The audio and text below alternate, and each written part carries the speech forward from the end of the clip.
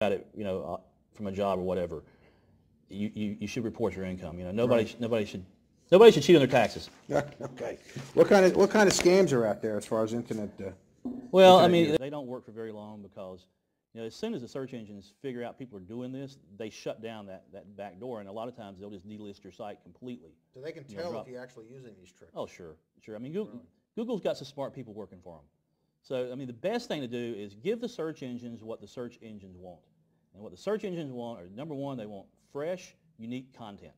So if you've got a website about selling bird cages, then you need to have articles about different types of bird cages and articles about people who are using the bird cages and the different types of birds that use them, and things like that. That's why I have all these articles about different types of birds and different types. Sure. Not that I'm into bird cages. Yeah, right. Or, whatever your website's about. And then the second thing is you need to have lots of incoming links to your site. And the search engines like to see other sites linking to you because that proves that you're trustworthy. And then if a lot of people are linking to you, then they know that you're not a scammer. So you don't have the reciprocating links. Does that mean anything if you have reciprocating? Yeah, you don't want reciprocating links because the search engines can tell if you're making deals with people. I'll link to you and you link to me. They don't want to see that. So reciprocal links actually hurt you? They don't necessarily hurt you, but they just don't help you. Is that right? So you want one-way links. You want other people linking to you without you having to link to them. That's interesting. And then the third thing is you want to have a good user experience. And, if you've got unique content and fresh content, that'll pretty much take care of that. But, if someone does a search in a search engine and hits your website and they're on your website for 5 seconds and then hit the back button, that's not a good user experience. So they know, Google knows that the user isn't staying on your website for a long time. They can track that. They sure can. Really? So they actually time how long a consumer's on your website? Yes. Interesting. If the consumer's on your website for 3 or 4 minutes, that's a good thing. If they're on there for 5 seconds, that's not a good thing. Has there ever been a study how long people stay on websites? Generally speaking, most people will hit a website for about 5 seconds and leave because they haven't found what they're looking for. So if you can get them beyond that 5-second point, you're doing good. Is that right? So so 5 seconds is the average search time on a web page. Right. That's interesting. Business networking sites like LinkedIn or I think there's FARC. I mean, there's a lot of these websites that they call business networking sites. Are they worth getting in? There are a lot of trouble signing on, and you have to give them a lot of information. Are they worth it? Well, personally, I don't use any of them because I think they're more for people who are involved in a local business, trying to get the business in a local area. I can see how they could be good for that. You network with people. If you're a real estate agent, you network with people there to try to get leads. But as far as my business, I don't use them. Yeah. Whereas I know that sometimes you'll put a search engine. I know I was doing some work, and somebody said, well, we can't find you on the internet, and that's why I decided I want to get into these business networking sites. And I paid somebody to do that. I think it's helpful, but depending, I guess, on the type of business, because I'm looking to get a little bit more exposure than most other people. What about reseller programs? Yeah, most of the time they're called affiliate programs on the internet. And generally speaking, just about any product sold on the internet can be affiliated with, meaning that a website owner can earn a commission by linking to that product. And the best example is probably Amazon. They started the first one, and theirs is actually called an associate program. But you can affiliate with Amazon, sign up for the associate program. It doesn't cost anything.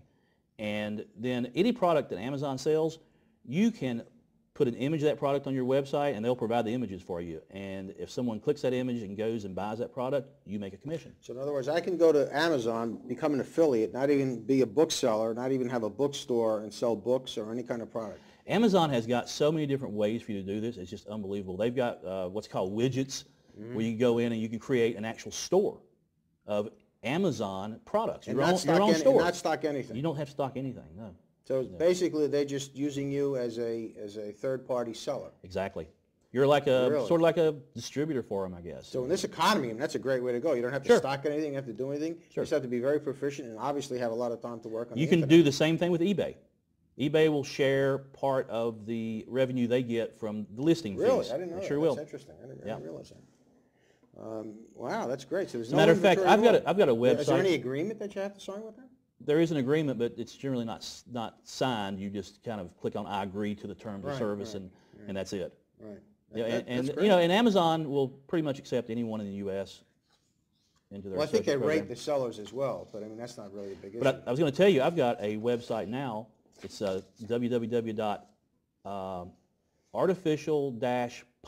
www.artificial-palmtree.info, and it affiliates with eBay, and I sell, you know, artificial palm tree stuff, trees. and I never see the product. People click the link, and every once in a while, We actually I'll have a make lot of sale. palm trees on the lake up here. Yeah, Little right. palm trees. Yeah, I saw those. That's fun. Can you support your community by watching great movies? Yes, you can, only with cable. James, what do you feel is the next hot internet business? Well, one thing I see right now that looks really promising is consulting to offline businesses, to retail businesses, and showing them how to get their business online.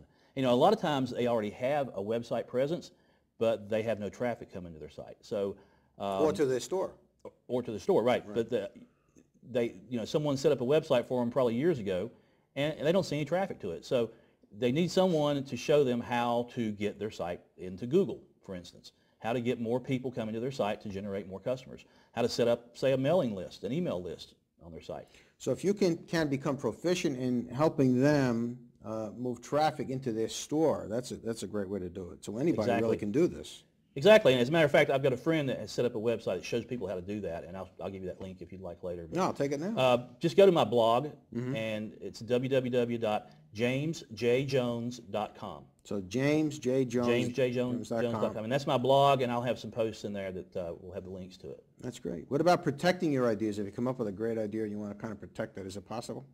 Well, you know, ideas themselves can't be copyrighted. You know, I could say, Joe, it would be a hot idea to go create a site about selling bird cages. Well, if you do that, then I have no right to that idea. But you know, if you created or say I created a report that showed you how to set up a website selling bird cages, and I gave you all the distributor information and how to drop ship that, then I could copyright that report, and you wouldn't be able to copy the report. But basically the report, not the idea, obviously. The report, that's right. Right. It's what you do with the idea that's important. I think the position the government is taking now, they're in dire straits economically, and one of the things I heard they want to start doing is regulating the internet. They want to start taxing the internet. They want to actually put taxes on internet use. You see that coming? Because, by the way, I know that you have been, and I neglected to say this, you've been making your living doing online business for at least 10 years.